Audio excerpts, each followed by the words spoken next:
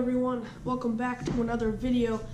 Today we're going to be going over the different types of fishing line in the bass fishing industry. Now usually beginners will overlook the fact that they have choices of line to choose from.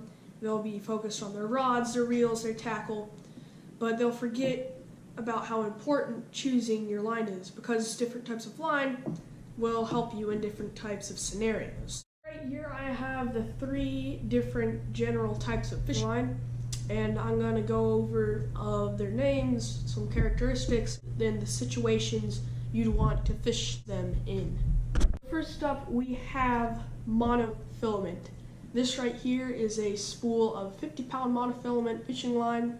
I bought it for saltwater fishing purposes.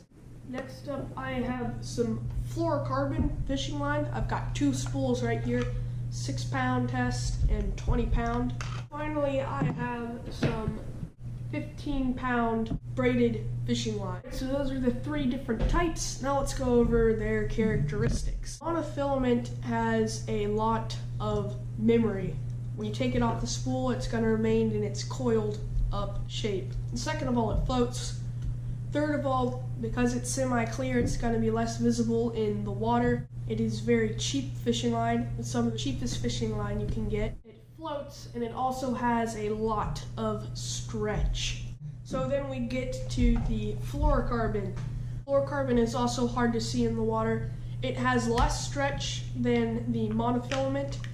It sinks as opposed to monofilament fishing line, and it has less memory than monofilament. Braided line, it has 0 stretch at all. It is very strong. It has hardly any memory at all. When you take it off the spool, it's not gonna stay in that coiled shape. It's gonna be nice and loose. It is also very visible in the water, and it floats. Now, taking into fact the characteristics of each line, I'm gonna go over the scenarios you'd want to fish each line in.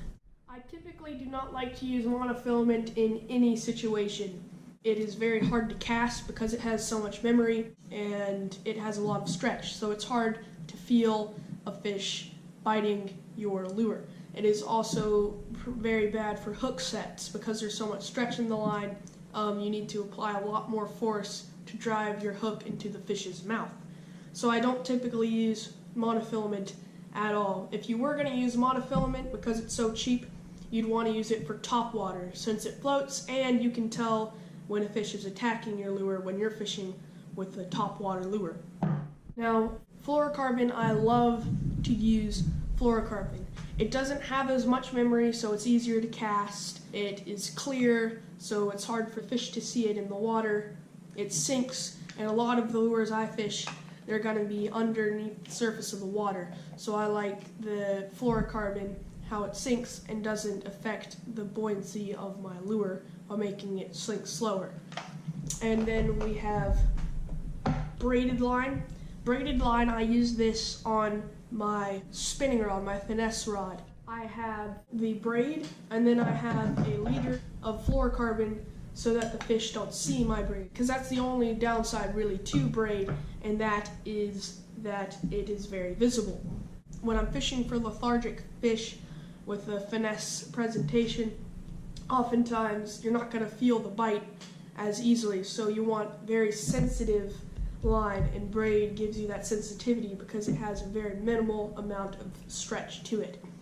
Braid is also a lot thinner pound for pound compared to fluorocarbon and monofilament, so you can get away with a lot thinner yet stronger line. So this is also good for punching in grass or near heavy cover. You can also fish topwater lures with braid since it floats. So those are the basic types of fishing line, their characteristics, and where you'd want to fish them. I hope you enjoyed this video and learned something from it. Tune in for our next video, and comment below, like, subscribe, and we'll see you next time.